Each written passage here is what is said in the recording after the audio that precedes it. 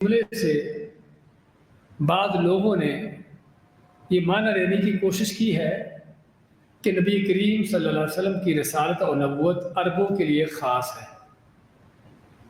کیونکہ آپ نے سب سے پہلے کس کو دعوت دی؟ عربوں کو دعوت دی نا۔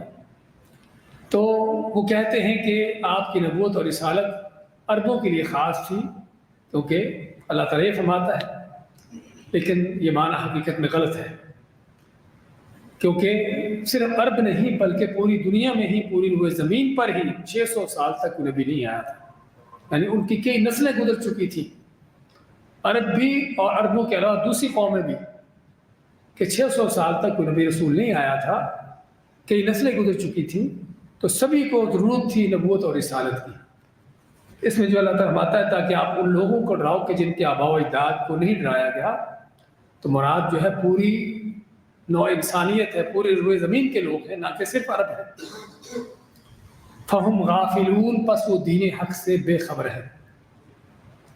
اچھا، اگلا سوال یہ ہوتا پیدا کہ اسلام سے پہلے زمانہ جاہلیت میں فوت ہونے والوں کا حکم کیا ہے؟ آپ کے سامنے سوال بھی لکھے ہوئے ہیں، جو کہ آپ صلی اللہ علیہ وسلم کے آنے سے پہلے جاہلیت تھی اور ان لوگوں کے پاس کوئی نبی رسول نہیں آیا تھا۔ اب یہ لوگ کفر و شرک پر فوت ہو رہے تھے، تو کفر و شرک پر فوت تو ہو رہے ہیں، لیکن کیا ان کا عذر ہے؟ ان کا یہ عذر ہے کہ ان کے پاس نبی نہیں تھا، اس لیے ان کا کوئی حساب نہیں، ان کی کوئی پکڑ نہیں۔ ہم احادیث میں دیکھتے ہیں کہ نبی کریم صلی اللہ علیہ وسلم نے خود بھی بعض لوگوں کے بارے میں فرمایا کہ وہ جہنمی ہیں۔ آپ سے پوچھا گیا کچھ لوگوں کے بارے میں، ایک آدمی آیا آپ کے پاس، آپ سے پوچھا کہ میرا باپ کہاں ہے؟ وہ اسلام سے پہلے فوت ہو چکا تھا، تو آپ نے کہا تیرا باپ جہنم میں ہے۔ اور بھی اس طرح کی آپ کو کی حدیثیں ملیں گی کہ جس میں نبی کریم صلی اللہ علیہ وسلم نے ان لوگوں کے بارے میں کہ جو اس شرک پر، کفر پر فوت ہو گئے تھے، ان کو جہنمی قرار دیا، ان کو جہنمی کہا۔ تو یہاں پر ایک اشکال یا ایک اعتراض پیدا ہوتا ہے کہ اللہ تعالیٰ تو اس وقت تک کسی کو عذاب نہیں دیتا جب تک نبی رسول بھیج کر ان پر حجت قائم نہ کرتے، سمجھے نا؟ وَمَا كُنَّا مُعَذِّبِينَ حَتَّى نَبْعَثَ رَسُولًا، قرآن کریم میں فرماتا ہے کہ ہم کسی کو عذاب نہیں دیتے جب تک رسول بھیج کر ان پر حجت قائم کرنے کا معنی ان کو بتا دیا جائے کیا حق ہے، کیا باطل ہے، کیا صحیح ہے، کیا غلط ہے۔ ہاں، اس کے بعد کو اگر غلط رستہ اختیار کرتا ہے تو وہ پھر اس کا اپنا جرم ہے۔ جبکہ یہ لوگ جو آپ صلی اللہ علیہ وسلم کے بعثت سے، آپ کے آنے سے پہلے فوت ہو رہے تھے شرک میں، کفر میں، ان کے پاس تو کوئی نبی نہیں آیا تھا، تو پھر یہ کیوں جہنمی ہے؟ ہاں، یہ بہت بڑا یہاں پر سوال پیدا ہوتا ہے کہ پھر کیوں، کیسے جہنمی ہے؟ یہاں پر اس کا جواب یہ ہے کہ ضروری نہیں کہ ہر قوم کے اندر نبی رسول آئے ہی تو تبھی ان پر حجت قائم ہوتی ہے۔ ہم آج آپ صلی اللہ علیہ وسلم کے کتنے سال کے بعد ہیں؟ 1450 سال کے بعد۔ 1450 سال کے بعد، اتنا زمانہ کبھی دنیا میں نہیں گزرا کہ نبی نہ آئے گا بھی نہیں قیامت تک، سمجھے نا؟ ہمارا یقین ایمان ہے۔ تو کیا ہم پر حجت قائم ہوئی یا نہیں ہوئی؟ قائم ہے ہم پر حجت۔ کس لیے قائم ہے؟ اس لیے قائم ہے کہ سچا دین موجود ہے، دین حق کے داعی موجود ہیں، قرآن کریم موجود ہے، نبی صلی اللہ علیہ وسلم کی سنت موجود ہے۔ اگرچہ نبی رسول تو کوئی نہیں ہمارے درمیان اس وقت، لیکن ان کی تعلیمات موجود ہیں، سمجھے نا؟ آپ صلی اللہ علیہ وسلم کی تعلیمات موجود ہیں، اور آپ کی تعلیمات سکھانے والے، بتانے والے موجود ہیں۔ تو معنی کیا ہے؟ معنی پھر یہ ہے کہ لوگوں پر حجت قائم ہو رہی ہے۔ اگر کوئی آج فرض کرو اس کو پتہ ہے کہ دین اسلام نام کا کوئی دین ہے، اور پھر بھی اس دین کو نہیں اپناتا، قرآن و سنت کے بارے میں سنتا ہے کہ اللہ کی کوئی کتاب قرآن نام کی ہے، کوئی نبی کریم محمد صلی اللہ علیہ وسلم کی سنت نام کی چیز ہے، پھر بھی اس پر نہیں چلتا، ہاں تو پھر کیا اس کا عذر ہے؟ اس کا کوئی عذر نہیں، اس کا کوئی عذر نہیں۔ اس پر فرض ہے کہ دین اسلام کو قبول کرے اور قرآن و سنت کے مطابق چلے۔ جو نہیں چلتا وہ کافر ہے، وہ جہنمی ہے آج بھی، یہی حکم ہے۔ اس لیے رسول اکرم صلی اللہ علیہ وسلم کے آنے سے پہلے بھی اگرچہ 600 سال تک کوئی نبی رسول تو نہیں آیا تھا، لیکن اللہ کے انبیاء کی تعلیمات موجود تھی اور آپ کے زمانے تک موجود تھی۔ آپ کو معلوم ہوگا کہ جب آپ پر پہلی وحی آئی تو آپ صلی اللہ علیہ وسلم کس کے پاس گئے؟ آپ کو کس کے پاس لے جایا گیا؟ آپ کی بیوی حضرت خدیجہ رضی اللہ تعالیٰ عنہا، ان کے چچا زاد تھے ورقہ بن نوفل۔ ورقہ بن نوفل عیسائیت کے نصرانیت دین پر تھے اور تورات کے عالم تھے، سمجھے نا؟ اس وقت جب آپ صلی اللہ علیہ وسلم کو نبوت رسالت مل رہی تھی، اس وقت یہ شخص مکہ میں موجود تھا، ورقہ بن نوفل، اور تورات کے عالم تھے، توحید پر تھے، سمجھے نا؟ لوگوں کو توحید کی باتیں سکھاتے بتاتے تھے، شرک سے ان کو روکتے تھے۔ اسی طرح اور بھی کئی لوگ تھے جو توحید پر قائم تھے اور لوگوں کو شرک سے روکتے تھے بھی تم بتوں کی پوجا کرتے ہو، کیسے بے وقوف ہو، کیسے پوجا کرتے ہو ان کی؟ زید بن عمرو بن نفیل، سعید بن زید اشرف بشرہ میں سے ایک صحابی ہیں، ان کے باپ، ان کے والد زید بن عمرو بن نفیل، یہ بھی قریش کے مکہ کے لوگوں میں سے تھے، سمجھے نا؟ اور توحید پر تھے، لوگوں کو شرک سے روکتے تھے۔ ابو ذر الغفاری، نام سنا ہوگا کہ آپ نے، ابو ذر الغفاری رضی اللہ تعالیٰ عنہ، آپ صلی اللہ علیہ وسلم کے جلیل القدر صحابی ہیں، اسلام لانے سے پہلے بھی توحید پر تھے، شرک نہیں کرتے تھے۔ اور کتنے صحابہ اتنے ہیں کہ اسلام لانے سے پہلے بھی وہ شرک نہیں کرتے تھے، لوگوں کو شرک سے روکتے تھے۔ اس کا معنی کیا ہوا؟ معنی یہ ہوا کہ اگرچہ آپ سے پہلے کوئی نبی رسول تو نہیں تھا اس قوم کے اندر، لیکن نبیوں کی تعلیمات موجود تھیں، توحید کی دعوت دینے والے موجود تھے اور نبیوں کی تعلیمات سکھانے والے تھے، لیکن لوگ ہیں کہ اپنی اندھی تقلید میں اندھے ہو کر شرک کر رہے تھے، کفر میں پڑے تھے، تو ان کا اپنا جرم تھا۔ اور یہاں پر بھائیو ہمیں ایک بہت بڑی بات پتہ چلتا ہے، وہ کیا ہے کہ انسان کا فرض بنتا ہے کہ دین حق کو تلاش کرے، سمجھے نا؟ انسان کا فرض بنتا ہے بھئی ہم تو دنیا کی چھوٹی سی چیز، معمولی سی چیز، آپ نے موبائل خریدنا ہو تو کیا کرتے ہو؟ ایسے آنکھیں بند کر کے جو آگے اٹھا لیتے ہو، پہلے دوستوں سے پوچھتے ہو کہ کون سا موبائل اچھا ہے، سمجھے نا؟ پھر دکان پہ آتے ہو، دیکھتے ہو وہاں پر کیا کیا، کون سی کیسے کیسے موبائل ہیں، کون کون سی کوالٹی کیا ہے، کس کمپنی کے ہیں اور کیسے ہیں۔ ممکن ہے کئی دن تک آپ صرف ایک موبائل لینے کے لیے جو ہے وہ تحقیق ریسرچ کرتے رہو، بلکہ بعض اوقات کپڑا خریدنا ہوتا ہے لوگوں نے، اس کے لیے پورا بازار گھوم مارتے ہیں، لیکن دین جو سامنے آئے گا بس لے لو، پرواہ نہیں۔ یہ غلط ہے بھائیو۔ ہمیں سب سے زیادہ جس چیز کی تحقیق ریسرچ کرنے کی ضرورت ہے، اللہ کا دین ہے۔ موبائل آپ کو بیکار مل گیا، کپڑا آپ کو گھٹیا مل گیا، کوئی مشکل نہیں، دنیا کی چیزیں ہیں، چلنے بعد اچھی بھی ہوگی تب بھی خراب ہو جائے گی کچھ عرصے کے بعد، لیکن دین ہے کہ جو ہمیشہ ہمیش کی آپ کی آخرت تک آپ کو جنت کو لے جانے والا ہے، اگر صحیح ہے، اگر صحیح نہیں تو جہنم کو لے جانے والا ہے۔ اس لیے سب سے اہم ترین چیز جس کی بندے کو ضرورت ہے تحقیق کرنے کی، ریسرچ کرنے کو، اللہ کا دین ہے۔ اب آپ سے پہلے یہ لوگ، آپ کے زمانے سے پہلے یہ لوگ صرف اپنی جہالت میں کہ یعنی اتنا معلوم کرنے کی ضرورت محسوس نہیں کی کہ کیا صحیح ہے کیا غلط ہے۔ کسی نے کہہ بھی دیا کہ تم شرک کرتے ہو، سوچنے کی ضرورت نہیں پڑی کہ شرک کیا ہے۔ آج بھی یہی حال بہت سے لوگ۔ اس لیے ان لوگوں کا گزر کیوں نہیں تھا کہ ان تک حق کی دعوت پہنچ رہی تھی، ان کو سچا دین بتانے والے تھے جس طرح کہ آج ہے۔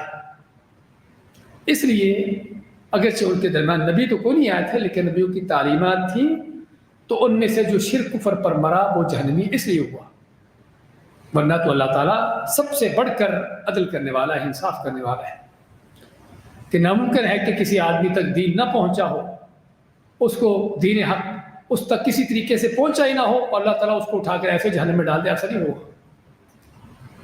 ہاں، دنیا میں ممکن ہے ایسے لوگ آج بھی موجود ہوں کسی جنگلوں میں، دور دراز کسی دنیا کے کونوں میں، کہ جن کو نہ پتہ چلا ہو کہ دین اسلام نام کا کوئی دین ہے، سمجھے نا؟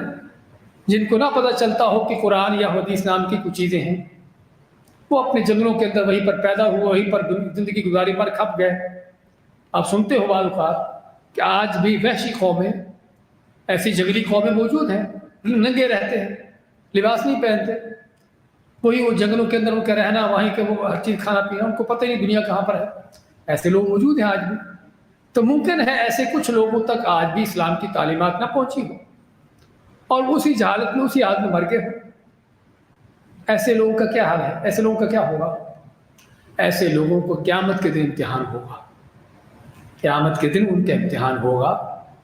ایسے نہیں اللہ تعالیٰ ان کو جہنم میں ڈالے گا، لیکن جن تک دین پہنچا ہے، چاہے غلط انداز سے بھی کیوں نہ پہنچا ہو، آج دین اسلام کے خلاف پراپیگنڈا ہوتا ہے، کفر کے ملکوں میں خاص طور پر۔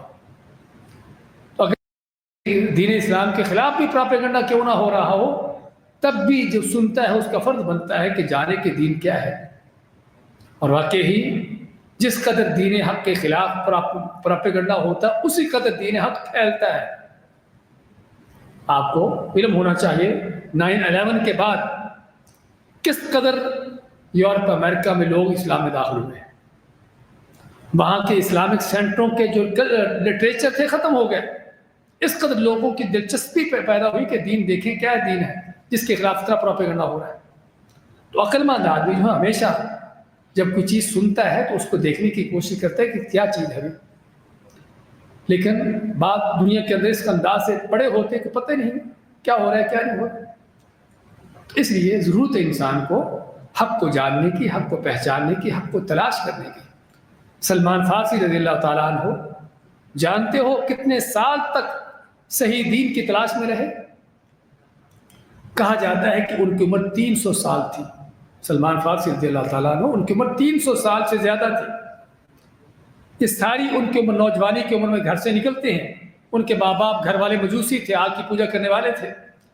ان کو وہاں پر کسی نے اللہ تعالیٰ کی پہچان کروائی، اللہ کی معرفت ہوئی، تو صحیح دین کی تلاش میں نکلے اور جگہ جگہ پھرتے گھومتے رہے، حتیٰ کہ آخر میں مدینہ پہنچے نبی اکرم صلی اللہ علیہ وسلم کے پاس اور دین اسلام قبول کیا۔ تو جن کو سچے دین کی تلاش ہوتی ہے ان کا یہ حال ہوتا ہے۔ یہ نہیں کہ دنیا میں پڑے ہیں اور جانور کی طرح کھا پی رہے ہیں بس۔ اس لیے یہاں پر بات چلی تھی ہماری کہ جو لوگ اس طرح کے جاہلیت میں مر گئے ہیں ان کا کوئی عذر نہیں ہے۔ ان کا حکم کیا ہے کہ اگر وہ شرک کفر پر مرے ہیں تو جہنمی ہے۔ اور میری بات نہیں بلکہ قرآن کا اور آپ سب کا فیصلہ ہے۔ تو اللہ مانتا ہے کہ تاکہ آپ ان لوگوں کو ڈراؤ کہ جن کے آباء و اجداد کو ڈرانے والا نہیں آیا، فہم غافلون، پس وہ بے خبر ہے۔ اس کے بعد مایا لقد حق القول علی اکثرہم فہم لا یؤمنون۔ لقد یقیناً ضرور، لام اور قد کا لفظ دو آتے ہیں، اس میں دو تاکید ہیں، یقیناً ضرور۔ حق القول، حق کا ثابت ہو گیا، القول بات، علی اکثرہم ان میں سے اکثر پر، فہم لا یؤمنون پس وہ ایمان نہیں لاتے یا نہیں ایمان نہیں لائیں گے۔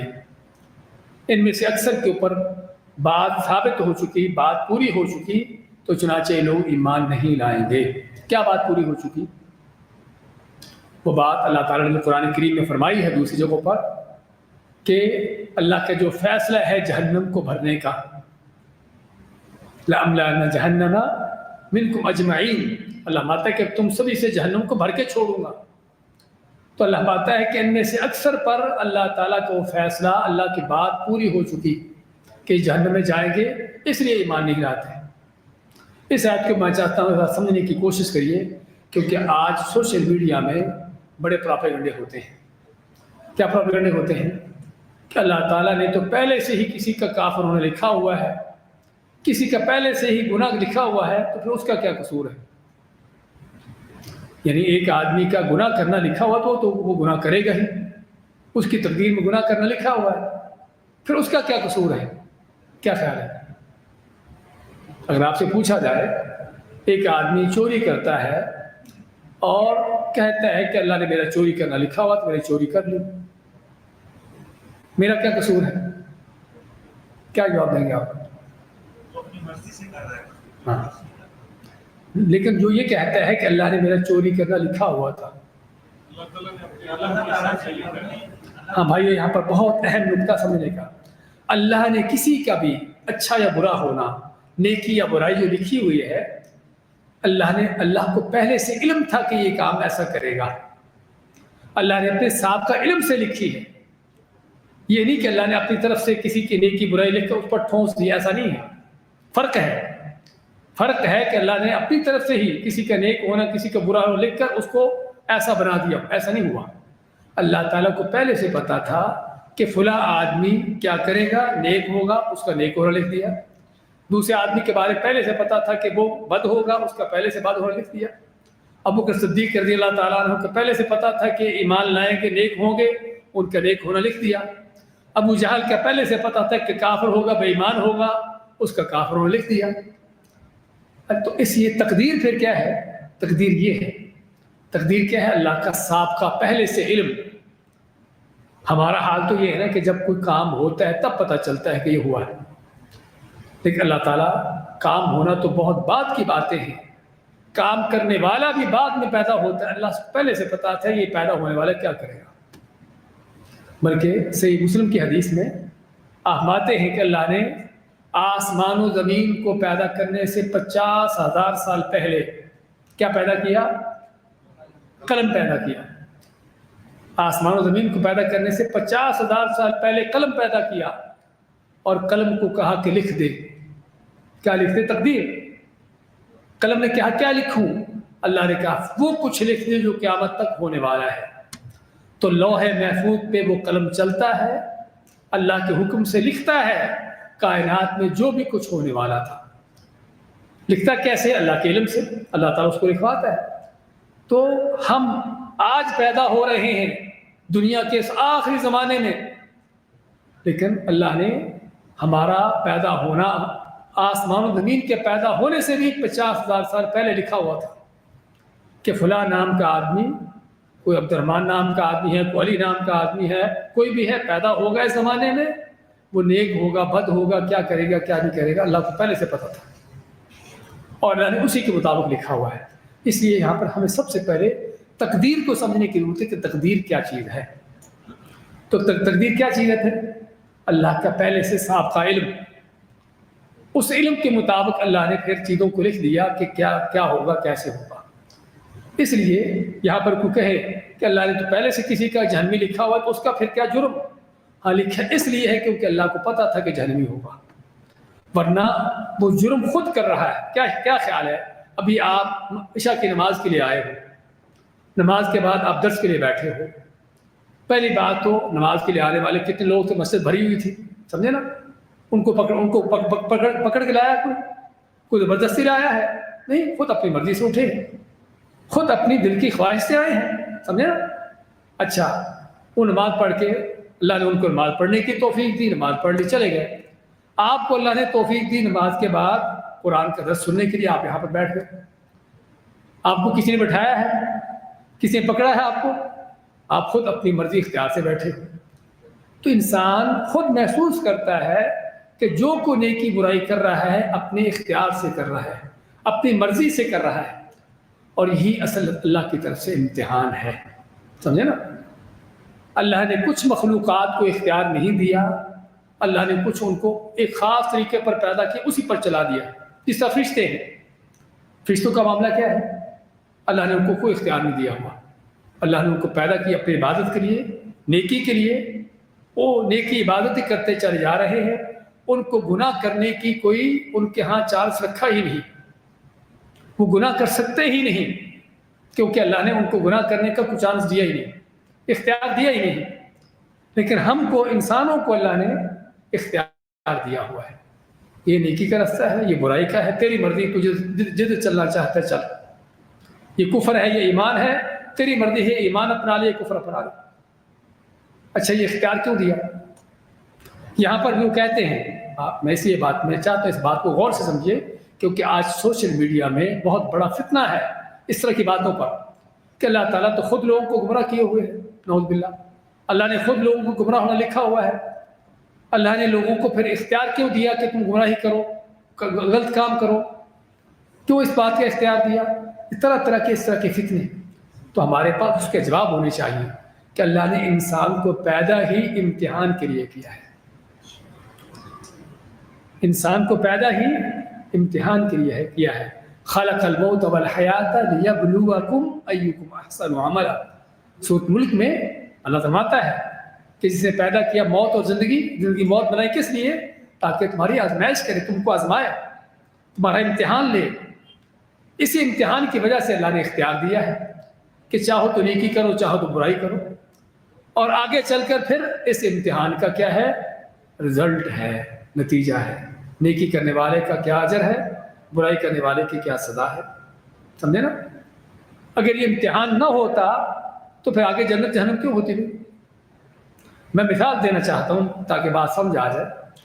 آپ فرض کرو 10 آدمیوں کو کام پہ لگاتے ہو، ان کو کام دیتے ہو بھی یہ کام کرنا ہے، کام بھی ان کو سمجھا دیتے ہو کہ کام کیسے کرنا ہے. سمجھے نا؟ 10 آدمیوں کو کام دیتے ہو، کام سمجھا دیتے ہو، کام کتنا کرنا ہے، کیسے کرنا ہے، اور اس کے بعد ان کو چھوڑ دیتے ہو اور دیکھو کہ کون کام کرتا ہے، کون نہیں کرتا، کون صحیح کرتا، کون غلط کرتا ہے. اور پھر شام کو دیکھو کہ 10 میں سے کس نے کام کیا ہے، کس نے نہیں کیا، کس نے صحیح کیا ہے، کس نے غلط کیا ہے. اس کے مطابق ان کو اچھا کام کرنے کے، صحیح کام کرنے والے کو ان کی مزدوری دو، ان کو اجرت دو، ان کا انعام دو. اور جو نہیں کام کرنے والے، غلط کام کرنے والے ہیں، ان کو کیا کرو؟ اس کی سزا دو. یہ امتحان ہے. یعنی کام دے کر آپ ان کو چھوڑ دیا بھی ٹھیک ہے تم کرو بھی، لیکن کام دے کر ڈنڈا لے کر کھڑے ہو گئے ان کے سر پہ. کام دیا اور کام دے کر ڈنڈا لے کے سر کھڑے ہو گئے 10 کے 10 آدمیوں کے سر پہ. ہاں، جو معمولی سے پیچھے ہٹا، معمولی سے جو بیٹھا، فوراً سر پہ ڈنڈا. کیا خیال ہے؟ کوئی کام چھوڑے گا؟ معمولی سے کسی نے کام ادھر کیا، فوراً سر پہ ڈنڈا، کوئی کام غلط کرے گا؟ پھر شام کو کہو بھی تم لوگوں نے بہت اچھا کام کیا ہے. اچھا کام انہوں نے نہیں کیا، اچھا کام ڈنڈے نے کیا ہے. سمجھا؟ اچھا کام ڈنڈے کا کام، ان کا کام نہیں ہے. یہ ڈنڈے کے دور سے سارا کچھ ہوا ہے. تو یہ امتحان نہیں ہے. امتحان پہلا تھا کہ 10 آدمیوں کو کام دے کر چھوڑ دو، دیکھو کون کرتا ہے، کون نہیں کرتا، کون صحیح کرتا ہے، کون کرتا. تو یہ ہے بھائیو مقصد دنیا کی زندگی کا. زندگی کا یہ مقصد ہے. خصوصاً انسان اور جن، 2 طرح کی مخلوق، ان کا یہ کام ہے. اللہ نے ان کو اس لیے اختیار دیا ہوا ہے کہ تاکہ امتحان ہو، آزمائش ہو، کون اس اپنے اختیار کا صحیح استعمال کرتا ہے اور کون اپنے اختیار کا غلط استعمال کرتا ہے. یہ اس آیت کا معنی سمجھنے کی ضرورت ہے. لقد حق القول علی اکثرہم، کہ یقیناً ضرور ان میں سے اکثر کے اوپر جو ہے اللہ کی بات پوری ہو چکی، ثابت ہو چکی، یعنی جہنمی ہونے کی. فہم لا یؤمنون، ایمان نہیں لائیں گے. یہ کیا ہے؟ اللہ تعالیٰ کو پہلے سے پتا تھا کہ کون کفر کرے گا، اللہ نے اس کو کفر کرنے پر چھوڑ دیا ہے، اس لیے وہ ایمان نہیں لائے گا. آگے چلتے ہیں. انا جعلنا فی اعناقہم اغلالا فہی الی الاذقان فہم مقمحون. انا، بے شک ہم نے، جعلنا فی اعناقہم، جعلنا ڈال دیا ہم نے، فی اعناق جمع عنق کی، عنق کہتے گردن کو، ہم نے ان کی گردنوں میں ڈال دیے کیا؟ اغلالا. اغلال جمع غل کی، غل کے معنی طوق، زنجیر. الی الاذقان، اذقان جمع ذکر کی، ذکر میں تھوڑی. فہم مقمحون، پس وہ اپنے سر اٹھائے ہوئے ہیں. اچھا، اس آیت میں کیا ہے؟ پہلی بات تو اس کا معنی سمجھیے. اللہ فرماتا ہے کہ ہم نے ان کافروں، مشرکوں، ان ایمان نہ لانے والوں کے گلوں میں طوق ڈال دیے ہیں. طوق کیا ہوتے ہیں؟ یہ زنجیر بھی ہوتی جو آپ دیکھ رہے ہیں، یہ زنجیر جو آپ دیکھ رہے ہیں. اب اس زنجیر کا کیا دیکھ، گردن میں جو زنجیر کیسی ہے؟ گردن میں صرف زنجیر نہیں ہے، گردن میں ایک وہ کڑا نما چیز ہے، چوڑی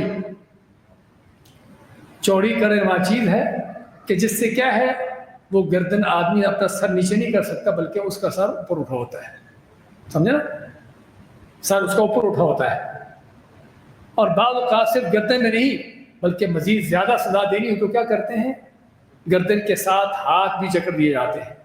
ایک شکنجا ہوتا ہے، اس شکنجے کے اندر گردن بھی اور دونوں ہاتھ بھی ایسے جکڑے ہوتے ہیں. یہ بعض اوقات کسی کو اگر سخت سزا دینی ہو تو اس انداز سے دی جاتی ہے. یہاں پر اللہ تعالیٰ نے ان گمراہوں کی مثال دی ہے جو ایمان ہدایت نہیں پاتے نا. اللہ ماتا ہے کہ ان کا حال یہ ہے کہ ان کو شیطان نے اس انداز سے گمراہ کیا ہوا، پھنسایا ہوا ہے ان زنجیروں کے اندر، ان توقوں کے اندر، کہ ان کی گردنیں اٹھی ہوئی ہیں اور اس کے اندر جکڑے ہوئے ہیں، اور یہ کسی طریقے سے بھی آپ کی بات سننے پر تیار نہیں ہو گئے. یعنی گمراہی میں اس قدر پھنسے ہوئے ہیں اور گمراہی میں اس قدر جکڑے ہوئے ہیں کہ ہدایت کی طرف آنے کی ان کو توفیق ہو سکتی ہی نہیں. اور یہ اس وقت ہوتا ہے جب آدمی بالکل ہٹ درمی کی انتہا کو پہنچا ہو، ضد کی ہٹ درمی کی انتہا کو پہنچ جائے نا، اور نہ ماننے کا فیصلہ کر لے کہ ہم نہیں ماننا بھی، جو مرضی تم سنا لو، کتنی آیتیں پڑھ لو، ہمیں کو فرق نہیں پڑتا. یہودیوں کی طرح یہودی کیا کہتے تھے؟ قلوبنا غلف.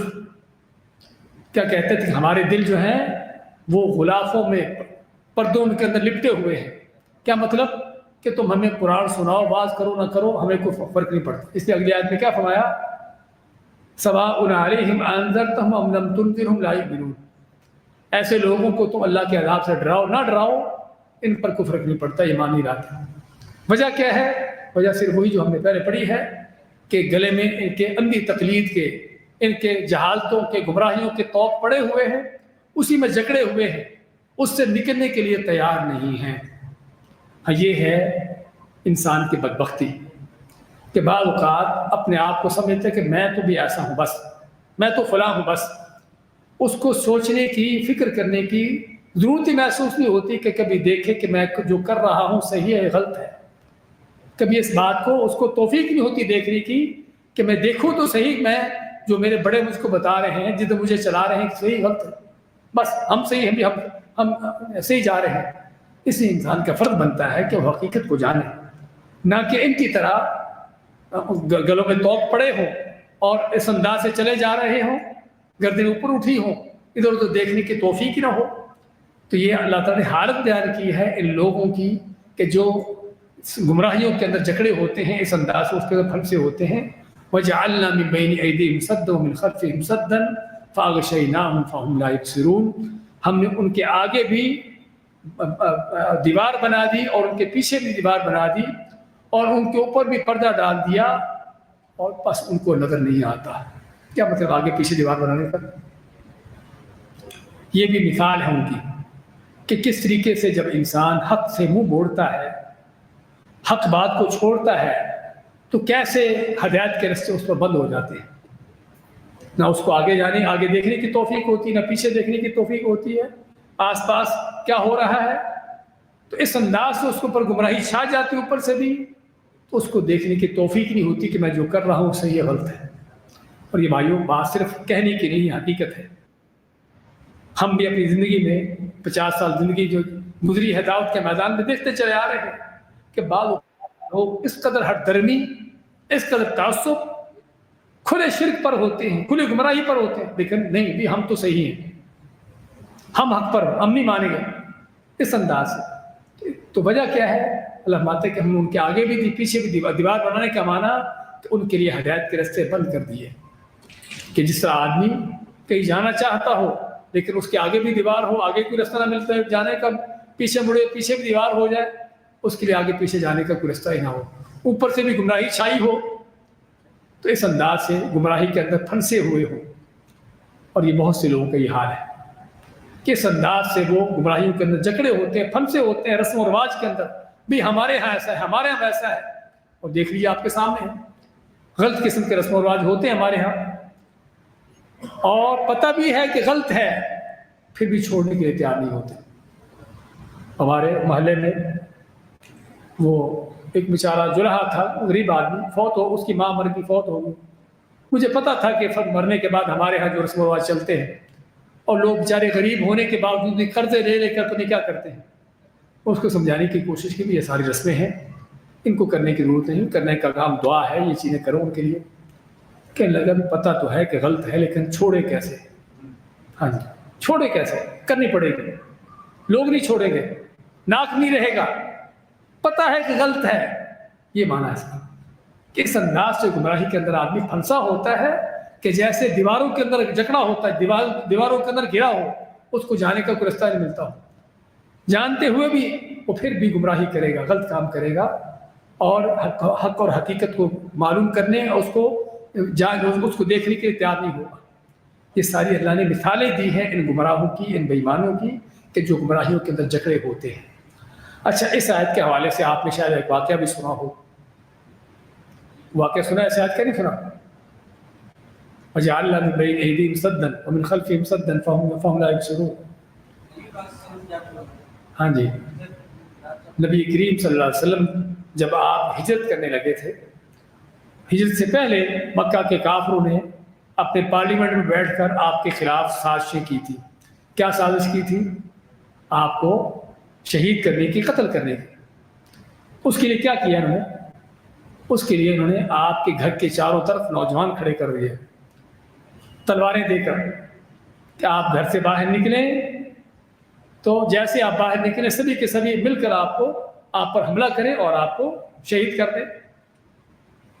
تو اللہ تعالیٰ نے آپ کو بتا دیا تھا کہ اس طرح سے باہر یہ لوگ کھڑے ہیں آپ پر حملہ کرنے کے لیے، تو آپ گھر سے نکلتے ہیں۔ ابوبکر صدیق کو ساتھ لے کر غار ثور کی طرف جانا تھا تو دیکھتے ہیں نوجوان کھڑے ہیں آپ کے گھر کا گھیرا کیے ہوئے۔ آپ مٹی کی مٹھی لیتے ہیں، ریت کی مٹھی، کیونکہ مکہ میں ریت ہوتی ہے، ریت کی مٹھی لیتے ہیں اور وہ مٹھی ان کے سروں پر، ان کی آنکھوں میں ڈالتے ہیں۔ وہ آنکھیں ملتے رہ جاتے ہیں اور ساتھ ساتھ آپ یہ آیت پڑھتے ہیں، وَجَعَلْنَا مِن بَيْنِ أَيْدِيهِمْ سَدًّا، ان کے آگے دیوار بنا دی، ان کے پیچھے دیوار بنا دی، ان کو نظر آتا ہی نہیں ہے۔ تو نبی صلی اللہ علیہ وسلم آیت پڑھتے جاتے ہیں، ان کے سروں، ان کی آنکھوں میں مٹی دھولتے جاتے ہیں اور وہاں سے نکل جاتے ہیں۔ وہ اپنی آنکھیں ملتے رہ گئے اور آپ صلی اللہ علیہ وسلم صدیق کو لے کر غار ثور میں چلے گئے۔ اچھا، یہ کھڑے ہیں ابھی تک، آپ صلی اللہ علیہ وسلم نکل بھی گئے اور یہ ابھی تک کھڑے ہیں۔ کسی گزرنے والے نے پوچھا تم کیوں یہاں پر کھڑے ہو؟ کہتے کھڑے ہیں محمد کے صلی اللہ علیہ وسلم کے انتظار میں کہ آپ نکلیں گے تو آپ کو قتل کرنا ہے۔ کہنا کہ تم بیوقوف، کس کے انتظار میں کھڑے ہو؟ وہ تو جا چکے ہیں، وہ کب کے جا چکے ہیں۔ تو یہ آیت جو ہے سیرت کی کتابوں میں لکھا ہے کہ نبی صلی اللہ علیہ وسلم یہ آیت پڑھتے ہوئے وہاں سے نکلے تھے۔ اور خیر، کبھی انسان کو اس طرح کے دشمنوں سے سامنا پڑ جائے تو اس طرح کی آیت پڑھنے سے اللہ تعالیٰ کے حکم سے آدمی ان دشمنوں سے بچ سکتا ہے، جس طرح کہ نبی کریم صلی اللہ علیہ وسلم کا واقعہ آپ نے سنا ہے۔ تو اور معنی بھی اس آیت کا یہی ہے۔ اچھا، یہاں پر ایک اور چیز آپ کو بتاتے چلے جائیں۔ ہمارے ہاں بعض چیزیں بتائی جاتی ہیں کہ بھی یہ آیت پڑھو فلاں چیز کا دم کرنے کے لیے، فلاں کوئی درد ہے، کوئی تکلیف ہے، کوئی بیماری ہے، کچھ بھی ہے، اس کو دم کرنے کے لیے کوئی آیت پڑھنے کو، کوئی سورت پڑھنے کو کہتے ہیں کہ سورت پڑھو، یہ آیت پڑھو۔ تو بعض لوگ کہتے ہیں کہ اس کے پڑھنے کی کیا دلیل ہے؟ کس حدیث میں ہے کہ یہ آیت پڑھو تو پھر درد ختم ہو جائے گی؟ کس حدیث میں ہے کہ سورت پڑھو تو درد ختم ہو جائے گی؟ اس کا جواب کیا ہے؟ کیا ہمیں ہر درد تکلیف کے پڑھنے کے لیے کوئی حدیث چاہیے، دلیل چاہیے کہ ہاں اس کے لیے یہ آیت پڑھو پھر ہے؟ یا ہمارے پاس ایک عام دلیل ہے کہ جس دلیل کے طور پر ہم قرآن کریم کی کوئی بھی آیت سورت پڑھ سکتے ہیں؟ وہ یہ ہے کہ نبی صلی اللہ علیہ وسلم نے فرمایا کہ جن چیزوں سے تم دم کرتے ہو وہ چیزیں مجھے دکھاؤ، بتاؤ کیا ہے؟ کہ دم کرنے میں کوئی حرج نہیں جب تک اس میں کوئی شرکیہ الفاظ نہ ہو، جب تک اس میں کوئی شرک نہ ہو، سمجھے نا؟ اسلام سے پہلے بھی لوگ دم کرتے تھے، لیکن دم کرنے کے اندر جس طرح کہ آج بھی طرح طرح کے شرکی الفاظ ہوتے ہیں، شرکی انداز ہوتے ہیں، تو اگر دم کرنے کے طریقے میں اس کے الفاظ میں کوئی شرک نہیں ہے تو آپ مانتے ہیں کہ تم دم کر سکتے ہو۔ اس کا معنی کیا ہوا کہ قرآن کریم کی کوئی بھی آیت، کوئی بھی سورت پڑھی جا سکتی ہے کسی بھی چیز کے دم کرنے کے لیے۔ قرآن پورا کا پورا شفا ہے، جس طرح دلوں کی شفا ہے ایسے ہی جسموں کی شفا ہے۔ وَنُنَزِّلُ مِنَ الْقُرْآنِ مَا هُوَ شِفَاءٌ وَرَحْمَةٌ لِلْمُؤْمِنِينَ، کہ ہم قرآن میں نازل کیا وہ کچھ جو مومنوں کے لیے شفا اور رحمت ہے، دلوں کی شفا ہے ہدایت دینے کے لیے، اور جسموں کی شفا ہے ان کی بیماریوں سے بچنے کے لیے۔ کوئی شک نہیں کہ قرآن سے بڑھ کر کوئی شفا دینے والی چیز نہیں ہے اللہ کے حکم سے، لیکن اللہ پر یقین ہونا چاہیے۔ ہاں، قرآن ہم بھی پڑھتے ہیں، ہم بھی دم کرتے ہیں قرآن پڑھ کر، صحابہ بھی کرتے تھے، لیکن ان کا انداز کچھ اور تھا، ہمارا کچھ طریقہ اور ہے۔ ایمان کا فرق ہے بہت بڑا، ایمان و یقین کا۔ تو خیر، بات کر رہے تھے یہاں پر اس آیت کی مناسبت سے کہ کسی بھی قرآن کی آیت سورت سے کسی بھی چیز کا دم کیا جا سکتا ہے، اور خاص طور پر بعض آیتوں میں ایسے الفاظ ہوتے ہیں کہ جس لفظ کا اس چیز کے ساتھ تعلق ہوتا ہے، کوئی درد ہے، کوئی تکلیف ہے، اس کے ساتھ اس کا تعلق ہے۔ کہتے ہیں کہ جس کی داڑھ میں درد ہو کیا پڑھے؟ ہاں، وَلَهُ مَا سَكَنَ فِي اللَّيْلِ وَالنَّهَارِ، سورۃ الانعام کی آیت ہے کہ رات دن میں جو بھی چیزیں رہنے والی ہیں اللہ کی ہے۔ سکنہ کا لفظ، سکنہ کس سے ہے؟ سکون سے۔ سکون کے معنی کہ آپ کی تکلیف درد ختم ہو جائے، تو لفظ ہے، اس میں پڑھ سکتے ہیں، کوئی مشکل نہیں۔ کوئی کہے بھی کیا دلیل ہے، کیا حدیث ہے؟ حدیث ہم کہیں کہ اللہ کے نبی صلی اللہ علیہ وسلم نے ہم کو اجازت دی ہے کہ جب تک کوئی شرک کا انداز نہیں، شرک کے الفاظ نہیں، تو ایسا دم ہم کر سکتے ہیں، مشکل نہیں۔ تو خیر آیت کو لحاظ یہاں پر بات چلی تھی کہ اس آیت میں بھی اللہ تعالیٰ نے ذکر کیا ان لوگوں کی گمراہی کا، کہ کیا وجہ ہے کہ وہ ہدایت کیوں نہیں پاتے؟ کیونکہ اللہ نے ان پر ہدایت کے راستے بند کر رکھے ہیں۔ اور بھائیوں، یہ سب سے بڑی مار ہے جو کسی بندے پر پڑتی ہو۔ کیا مار ہے؟ کہ اللہ اس پر ہدایت کے راستے بند کر دے۔ ہاں، کسی کو اس کا مال تباہ کر دیا، کسی کو ویسے بیماریوں میں ڈال دیا، کسی مصیبت میں اس کو ڈال دیا، یہ بھی اللہ کی طرف سے بعض منافق کے لیے، بے ایمان کے لیے بھی اللہ کے عذاب ہوتے ہیں۔ لیکن سب سے بڑا عذاب کسی بندے کے لیے کیا ہے؟ کہ اللہ اس سے ہدایت چھین لے، اللہ اس کے لیے ہدایت کے راستے بند کر دے۔ اور یہ ہے جو سب سے بڑی مار جو کسی بندے پر پڑتی ہے۔ بندہ سمجھتا ہے کہ میں بڑا کامیاب ہوں، دنیا کے اندر بڑا دنیا داری میں لگا ہوا ہے اور مال دولت کما رہا، بڑا کامیاب ہوں، لیکن نہیں پتا کہ اللہ نے کیسے اس پر مار ماری ہدایت سے دور کر کے۔ دوسرا کو بدعتی مشرک ہے، بدعات شرک پھیلا رہا ہے، اس کی دعوت دنیا میں پھیل رہی، بڑا میں کامیاب ہوں، اللہ نے اس کو چھوڑا ہوا ہے، نہیں پتا کہ اللہ نے مجھ پر کیا مار ماری ہوئی ہے۔ اس لیے انسان کو ہمیشہ اپنے آپ کا جائزہ لینا چاہیے کہ کہیں یہ تو نہیں کہ اللہ نے اس کو ڈھیل دی ہوئی ہے، ہدایت اس سے چھینی ہوئی ہے، ہدایت کے راستے اس پر بند کیے ہوئے ہیں۔ اگر قرآن حدیث سے آدمی دور ہے، اس کو سمجھنے سیکھنے کی توفیق نہیں ہے، سمجھے نا، تو یہ اس کا معنی ہے کہ ہدایت کے راستے بند کیے ہوئے ہیں۔ تو اس لیے سب سے بڑی ماری ہے جو اس آیت میں بیان ہوئی ہے۔ وَسَوَاءٌ، اسے اپنایا اگلی آیت میں، وَسَوَاءٌ عَلَيْهِمْ أَأَنذَرْتَهُمْ أَمْ لَمْ تُنذِرْهُمْ لَا يُؤْمِنُونَ، ان کو تم ڈراؤ نہ ڈراؤ برابر ہے، یہ ایمان نہیں لائیں گے۔ ان کو تم ڈراؤ اللہ کے عذاب سے، اللہ کی پکڑ سے، جہنم سے، یا نہ ڈراؤ، ایمان نہیں لائیں گے۔ کیوں؟ کہ ایمان نہ لانے کا، نہ ماننے کا فیصلہ کہ مانیں گے نہیں، بس بھی ہم تو فلاں ہوتے ہیں۔ آج سنتے آپ کسی کو قرآن حدیث سناؤ، نہیں ہم تو فلاں ہوتے ہیں، بس پہلے سے ایک ذہن اپنا بنا رکھا ہے، پہلے سے اپنے آپ کو ایک چیز پر لگا رکھا ہے کہ بس بھی ہم فلاں ہیں، ہم نے مانی میں، ہم نے کوئی بات سننی نہیں۔ اس لیے ان کو ڈرانے نہ ڈرانے کا فائدہ نہیں، کیونکہ یہ مان نہیں لائیں گے۔ لیکن اس آیت کا یہ معنی بھی نہیں کہ ہم ان کو دعوت دینا چھوڑ دیں۔ یہ سورہ یاسین کی آیت آپ کے سامنے ہے، اور اس سے پہلے سورہ بقرہ میں بھی انہی الفاظ کے ساتھ آیت موجود ہے نا؟ سورہ بقرہ میں بھی انہی الفاظ کے ساتھ آیت موجود ہے۔ تو کیا نبی صلی اللہ علیہ وسلم نے کافروں کو دعوت دینا چھوڑ دی تھی؟ نہیں، اللہ تعالیٰ نے یہ فرما دیا کہ یہ بعض اوقات انسان کفر بے ایمانی کی، گمراہی کی اس حد کو پہنچا ہوتا ہے، اس پر کسی طرح کا بعد و تبلیغ اثر نہیں کرتا، جتنا ان کو سنا لو کو فائدہ نہیں ہوتا۔ لیکن اس کا معنی یہ نہیں کہ ہم خود ہی فیصلہ کر لیں کہ یہ آدمی اب اس پر کوئی اثر نہیں، یہ اللہ کو پتہ ہے، یہ اللہ کو پتہ ہے کہ کس پر اثر ہو رہا ہے یا نہیں ہونا، ہم کو پتہ نہیں ہے۔ نبی کریم صلی اللہ علیہ وسلم نے جنگ احد میں کیا ہوا تھا؟ مسلمانوں کا نقصان ہوا تھا نا، 70 صحابہ شہید ہوئے تھے، اکثر زخمی ہوئے تھے، اور خود نبی صلی اللہ علیہ وسلم زخمی ہوئے۔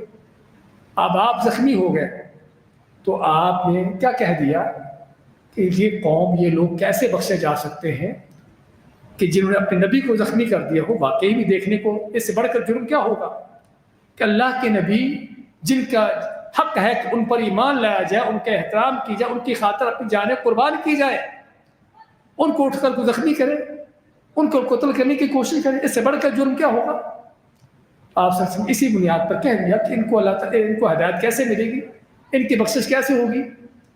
اللہ نے کیا فرمایا کہ نبی یہ تمہارا کام نہیں ہے، میں جس کو چاہوں ہدایت دوں، جس کو چاہوں عذاب دوں۔